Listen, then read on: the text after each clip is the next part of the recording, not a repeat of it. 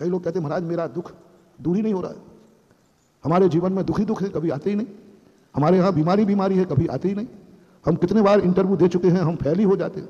ये प्रायः लोगों की शिकायत है। महाराज मैं सीए की परीक्षा दिया, मैं 8 बार फेल हो गया, क्या कर रहा हूँ, खूब पढ़ता हूँ। महाराज मैं सब में इलाज करा चुका, कोई इलाज नहीं हो रहा है, मैं बहुत प्रयास करता हूँ लेकिन मैं धंधे में सफल नहीं हो रहा हूँ, जिस धंधा करो उसी में घाटा हो जाता है। ऐसे केस मेरे पास आते हैं, महाराज कोई मंत्र दे दीजिए, कोई आशीर्वाद दे दीजिए, कुछ करा दीजिए। अब मैं बेईमान डॉक्टर हूं तो तुमसे लूट सकता हूं तुम्हें। हाँ, दुखी व्यक्ति को खुद जैसा चाहे लूट लो, वो तो लूट जाएगा।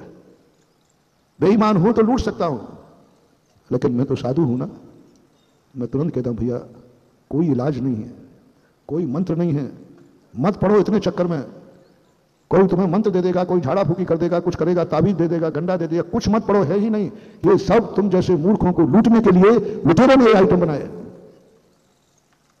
लुटेरों ने आइटम बनाए। मैं तुम्हें एक सस्ता सा रास्ता दिखाता हूं, तुम्हारी बीमारी दूर होगी या नहीं, तुम पास होगे कि नहीं होगे। कई बार कहता हूं तुम्हारी क्लास में तुम्हारा साथ में पढ़ने वाला पास हुआ, तुम फेल हो गए, उसके पास होने पर तुम्हें कैसा लगा। यदि ईर्षा हुई है, जाओ तुम 100 बार फेल हो गए। और तुम्हारा मन हुआ है कि हम 2 जने फाइट कर रहे थे इंटरव्यू को, कोई बात नहीं मैं फेल हुआ, कोई तो मेरा साथी पास हुआ, कोई तो कलेक्टर बनेगा, कोई तो व्यक्ति जाकर के किसी का परिवार तो सुखी होगा, कोई तो देश के काम आएगा। मुझे अपने फेल होने का गम नहीं है, किसी के पास होने की खुशी है। यदि ये तुम्हारे अंदर आ गया, अगली साल आपका पास में नंबर आएगा, ये मैं गारंटी लेता हूं। बस पास होने वाले के फेल होने पर, तुम्हारा फेल होना उसका पास होना, तुम्हें कैसा लग रहा है। गुणशुभ प्रमोद हो। एक गरीब आदमी अमीर आदमी को देख के यदि ईर्षा करता है, हे भगवान ये बर्बाद हो जाए, लुट जाए, वो कभी अमीर नहीं बन पाएगा। ईर्षा भाव, ईर्षा भाव में हर व्यक्ति चाहता है, स्पर्धा में और ईर्षा में अंतर है। स्पर्धा जब जागती है तो सोचता है मैं भी इसके बराबर बनूं, और ईर्षा जागती है तो सोचता है ये मेरे बराबर हो जाए, मैं बीमार हूं ये बीमार हो जाए, मैं गरीब हूं ये गरीब हो जाए, मैं दुखी हूं ये दुखी हो जाए। 99% को लोगों को दूसरों को दुखी देखकर स्वयं का दुख हल्का होता है, ये सबसे बड़ा वीक पॉइंट है, बहुत बड़ी कमजोरी है मान लो। और आप देखना कहीं ना कहीं आपके अंदर ये बात छुपी हुई है, और आज इसी को अपन को निकालना है, कहीं ना कहीं से छुपी है। दूसरा व्यक्ति यदि सुखी है, तुम दुखी हो, तो तुम अपने दुख से कम दुखी हो, ये सुखी है इस बात का दुख, ये सबसे बड़ी कमजोरी है महानुभाव, इसको अपन को जीतना है। आपको शेयर कर रहा हूं, विषय को सरल कर रहा हूं। आप दुखी हैं, आपके दुख को देख करके सामने वाले को कोई प्रभाव नहीं पड़ा, वो अपनी मस्ती में मस्त है। और एक व्यक्ति तुम्हारे दुख को देखकर दुखी हो रहा है, तुम्हें इन दोनों में से अच्छा कौन लग रहा है। तुम्हारे दुख से जो व्यक्ति दुखी हो रहा है, या वो तुम्हारे समान दुखी है, और एक तुम दुखी हो लेकिन वो सुखी है, इन दोनों में से तुम्हें अच्छा कौन लगेगा।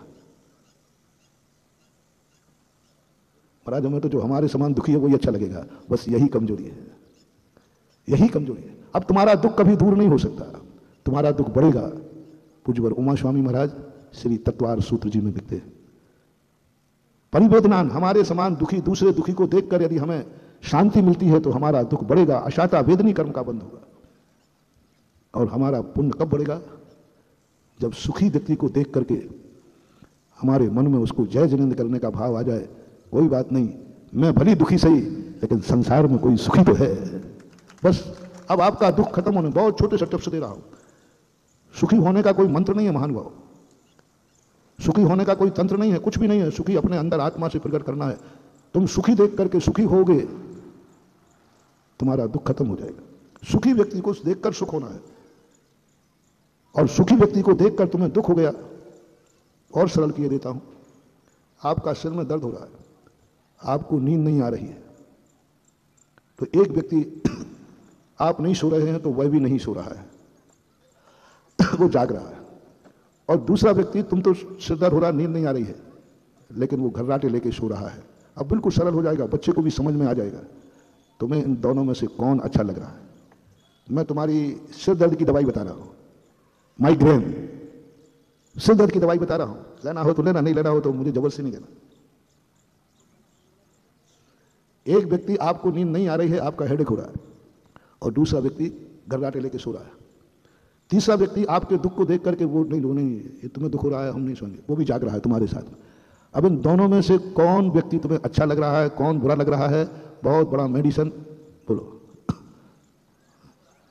गलत मत बोलो, झूठ बोले कौआ काटे, सच सच बोलना।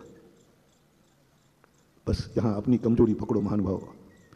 99 संसारी जीवों को सोने वाले के बाद गुस्सा आएगा, ये घर्राटे ले करो, मेरे प्राण निकल रहे, मेरा तो ऐसा आएगा, इसको 2 झापड़ मारो, और आपके मन में बहुत बुरा लगता है, और आप उठाए ना देखो, तो कितना निर्दयी, मैं मर रहा था, मेरा सिर दर्द होता, तू घर्राटे ले रहा था। और आपको वो अच्छा लगेगा, ये है मेरा मीत, क्योंकि मेरे साथ जाग रहा है, मेरे दुख में मुझे साथ दे रहा है। मुझे नींद नहीं आ रही तो इसको नींद नहीं आ रही है, वो तो पुण्य कमा रहा है, वो तो ठीक है, उसके लिए नहीं। किसी दुखी व्यक्ति को देखकर आप दुखी होते हो तो कोई बाधा नहीं है, वो तो होना ही चाहिए। लेकिन तुम्हारे दुख के कारण जो दुखी हो रहा है उससे आपको खुशी हो रही है, यही आपके दुख को बढ़ा देगा। आपका भी हेडेक कर रहा है, अब माइग्रेन बन जाएगा, वही सिर दर्द, क्योंकि आपने किसी सोते हुए से तो द्वेष किया है और किसी जागने वाले से को अच्छा माना है।